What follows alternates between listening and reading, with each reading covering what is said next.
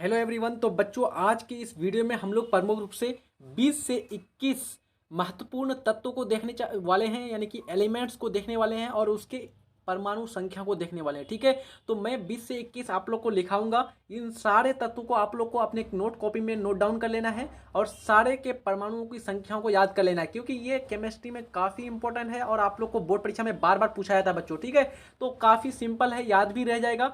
20 से 21 ही है, ज़्यादा नहीं लिखाऊंगा बच्चों। बहुत सारे लोग क्या होते हैं कि पूरा का पूरा पीरियडिक टेबल ही आप लोग को याद करा देता है, लेकिन आप लोग को उतना याद नहीं करना है। जो काफ़ी इंपॉर्टेंट है, जो प्रयोगशील, जो उपयोगी धातुएं हैं, जो उपयोगी तत्व हैं, उन्हीं के परमाणु की संख्या को याद रखना है और उन्हीं के नामों को याद रखना है, उन्हीं के सिंबल को याद रखना है। ठीक है, तो आइए स्टार्ट करते हैं। पहला है आपका हाइड्रोजन। हाइड्रोजन तो सिंपल है बच्चों, ये तो आप लोग को याद रखना ही है। हाइड्रोजन का होता है एक। हाइड्रोजन का परमाणु संख्या कितना होता है बच्चों? एक होता है। अब इसके बारे में बता दूं, आप लोग को पूछा जाता है कि हाइड्रोजन क्या है, धातु है कि अधातु है? तो हाइड्रोजन एक अधातु है बच्चों। ठीक है, सिंपल है, हाइड्रोजन एक अधातु है।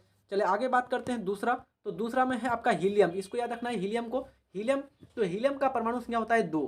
हीलियम का परमाणु संख्या कितना होता है? 2 होता है। हीलियम क्या है? तो हीलियम एक अवकीर्य गैस है। ये भी एक अधातु है, लेकिन अधातु में कौन कैटेगरी में आता है? तो अवकीर्य गैस की कैटेगरी में आता है। अवकीर्य गैस मतलब कि ये किसी के साथ अभिक्रिया नहीं करेगा, यानी कि अक्रिय, क्रियाशील नहीं है, यानी कि प्रमुख रूप से ये अस्थायी होता है। सिंपल भाषा में जान लिए, ये अस्थायी होता है। आपको दे देगा बच्चों इनमें से कौन सा तत्व अस्थायी है, 4 ऑप्शन में दे देगा और उसमें से एक अक्रिय गैस यानी कि हीलियम को रख देगा, या नियोन को रख देगा, या ऑर्गन को रख देगा, या क्रिप्टन को रख देगा। तो यहाँ पर आपको ध्यान रखना है। आगे बात करते हैं, तीसरा है आपका कार्बन। देखिए बच्चों, और याद नहीं, बीच में याद नहीं रखता, आपको सीधा कार्बन में चले आना है। तो कार्बन का परमाणु संख्या होता है 6। कार्बन के बारे में बहुत सारा चीज़ आप लोग को पूछा जाता है बच्चों, तो यहाँ पर मैं थोड़ा सा फास्ट में आप लोग को इसके बारे में डिटेल से थोड़ा सा बता दूँ। तो कार्बन का परमाणु संख्या सिंपल में आपको याद रखना है कि 6 होता है। कार्बन का 3 अपरूप होता है बच्चों। कार्बन का 3 अपरूप होता है। एक होता है हीरा, एक होता है ग्रेफाइट और एक होता है आपका फ्लोरीन। ये तीनों का तीनों को पूछा गया है कि कार्बन, हीरा किसका अपर रूप है, या ग्रेफाइट किसका अपर रूप है, या फिर आपका फ्लोरीन किसका अपर रूप है। तो तीनों में से किसी को भी पूछा जाएगा, आपको ध्यान रखना कि ये कार्बन का ही अपर रूप है। ठीक है, उसके बाद आपको याद रखना है कि कार्बन के बाहरी जो कक्षा होती है उसमें कितने इलेक्ट्रॉन होते हैं। तो कार्बन के बाहरी कक्षा में 4 इलेक्ट्रॉन होते हैं। टोटल इसकी परमाणु संख्या क्या हो गया? 6। तो इसका अगर तत्व का इलेक्ट्रॉन विन्यास निकालेंगे इसके परमाणु का, तो 2 और 4 हो जाएगा। तो 2 और 4 मिलके क्या हो गया? 6। तो 6, तो पहली कक्षा में 2 इलेक्ट्रॉन, दूसरी कक्षा में 4 इलेक्ट्रॉन। तो बाहरी कक्षा कौन सा हो गया? दूसरी कक्षा।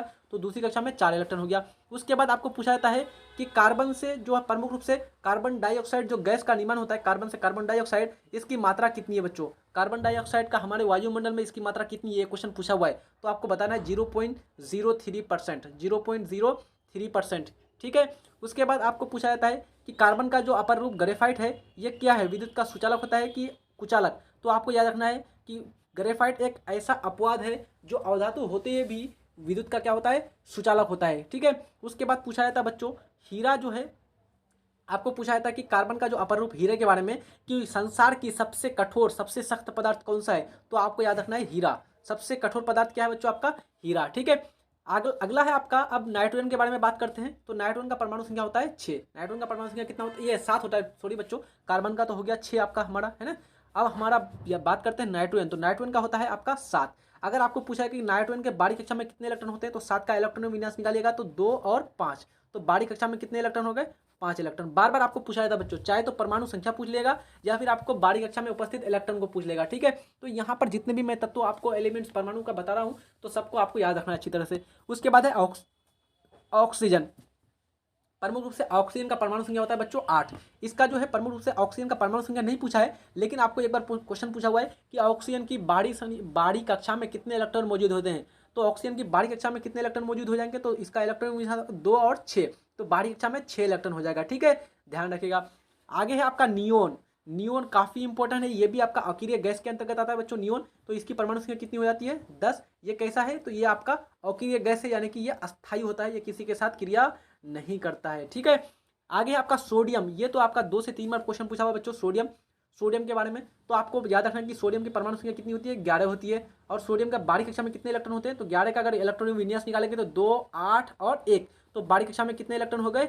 1 इलेक्ट्रॉन हो गए। सोडियम क्या है? सोडियम एक धातु है। ये भी क्वेश्चन पूछा हुआ है कि सोडियम क्या है, धातु है कि अधातु है कि उपधातु, या फिर इनमें से कोई नहीं। तो सोडियम एक आपका धातु है। कैसी धातु है? तो क्रियाशील धातु है। पोटेशियम सबसे अधिक क्रियाशील है, उसके बाद दूसरा नंबर पर सोडियम आता है। ठीक है, आगे है आपका एल्यूमिनियम। एल्यूमिनियम, तो एल्यूम के परमाणु संख्या कितनी होती है बच्चों? 13 होती है एल्यूमिनियम की परमाणु संख्या। ठीक है, प्रमुख रूप से जो है प्रकृति में यानी कि भूपर्पट्टी में सबसे अधिक मात्रा में पाया जाने वाला जो धातु है वो कौन है? तो वो धातु आपका एल्यूमिनियम है। ये भी क्वेश्चन आपको बन सकता है, पूछा जा सकता है। ठीक है, तो प्रकृति में यानी कि भूपर्पट्टी पृथ्वी की ऊपरी सतह पर सबसे अधिक मात्रा में जो पाया जाता है आपका धातु वो आपका एल्यूमिनियम है। अगला है आपका सिलिकॉन। सिलिकॉन क्या है? तो सिलिकॉन एक आपका उप धातु है बच्चों, सब मेटल जिसको बोलते हैं उप धातु। और सिलिकॉन का परमाणु संख्या कितनी होती है? तो 14 होती है और इसका होता है संकेत SI। ठीक है, याद रखेगा SI। अगला है फॉस्फोरस। फॉस्फोरस का परमाणु संख्या होता है 15। फॉस्फोरस का परमाणु संख्या कितना होता है बच्चों? 15। फॉस्फोरस का उपयोग प्रमुख रूप से जो है माचिस निर्माण में, माचिस के तिल्लियों में किया जाता है। ठीक है, तो याद रखिएगा माचिस उद्योग में इसका प्रयोग किया जाता है। उसके बाद अगला है आपका सल्फर यानी कि गंधक। सल्फर को ही गंधक बुलाया जाता है। तो आप लोग को एक बार क्वेश्चन पूछा हुआ है कि गंधक की परमाणु संख्या कितनी होती है? तो आप लोग को याद रखना है, सीधा सीधा सल्फर पूछे या फिर गंधक पूछे। अभी तक सल्फर नहीं पूछा है, गंधक आप लोग को पूछा हुआ है। तो याद रखिएगा गंधक का परमाणु संख्या होता है 16। सल्फर पूछे या गंधक पूछे, इसका परमाणु संख्या कितना हो जाएगा? 16 हो जाएगा। और बारीक कक्षा में अगर इलेक्ट्रॉन पूछा जाएगा बच्चों, तो अगर आप लोग को परमाणु संख्या याद रहेगा तो उसी प्रकार से आप लोग उसका इलेक्ट्रॉन विन्यास निकालेंगे और उसी से हमको क्या प्राप्त हो जाएगा? बारीक कक्षा में उपस्थित इलेक्ट्रॉनों की संख्या भी प्राप्त हो जाएगी। जैसे अगर 16 हमको मालूम है कि सल्फर का परमाणु संख्या कितना होता है? 16 होता है। अब इसका इलेक्ट्रॉन विन्यास निकालेंगे।